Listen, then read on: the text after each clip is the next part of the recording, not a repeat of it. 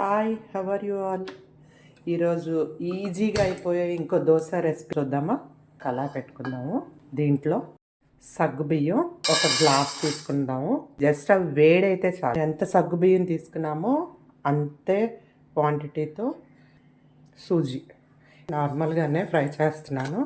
అదే క్వాంటిటీతో అటుకులు dry roast చేసుకోండి చాలు. మూడింటిని ఒక మిక్సీ జార్లో తీసుకొని ఫైన్ పౌడర్ చేసుకుందాము. పౌడర్ని మనం కొంచెం జల్లించేసుకుందాము. పౌడర్లో మనం ఇప్పుడు 3 to 4 స్పూన్స్ వరిపిండి వేసి దీనికి సరిపడా సాల్ట్ వేసుకొని పెరుగు వేసి దోసపిండి కన్సిస్టెన్సీలో మనం దీన్ని వాటర్ వేసి కలుపుకుందాం. కొంచెం జీరా వేసేసి దీన్ని కలిపేసి ఒక 15 minutes దీన్ని పక్కన పెట్టేద్దాము. చట్నీ కోసం దీంట్లో కొంచెం ఆయిల్ వేసి డైరెక్ట్గా ఫ్రై చేసేస్తున్నానండి, ఎందుకంటే దీని మీద పొట్టు నేను తీయకుండానే పచ్చడి చేస్తాను. అందుకని మీరు ఒకవేళ తీసుకోవాలి అంటే డ్రై రోస్ట్ చేసుకొని దాని మీద ఉన్న పొట్టు అంతా తీసేసుకోండి.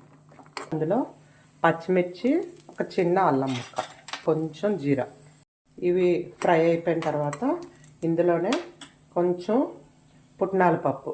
ఈ పుట్నాల పప్పు పెద్దగా వేయించవలసిన అవసరం లేదండి, దీన్ని ఆల్రెడీ వేపించిన పప్పు అంటారు కదా, జస్ట్ వేడైతే చాలు. మనం మిక్సీ జార్లో వేసేసుకుందాము.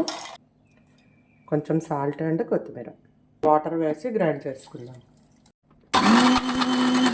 చట్నీ రెడీ అయిపోయింది. పోపు వేసుకుంటా అన్నా వేసుకోండి, నేనైతే ఇలాగే ఉంచేస్తున్నాను. దోసపిండి కూడా సెట్ అయిపోయింది. ఇప్పుడు మనం దోశలు వేసేసుకుందాము. స్టవ్ మీద ఒక పెనం పెట్టుకొని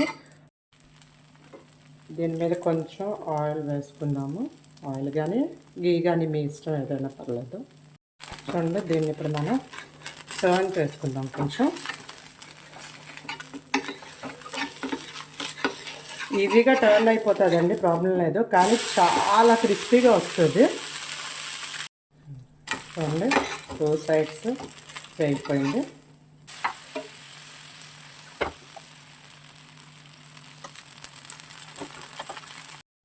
చూడండి, ఎంతో crispy and tasty instant dosa ready with palli chutney and with amla juice.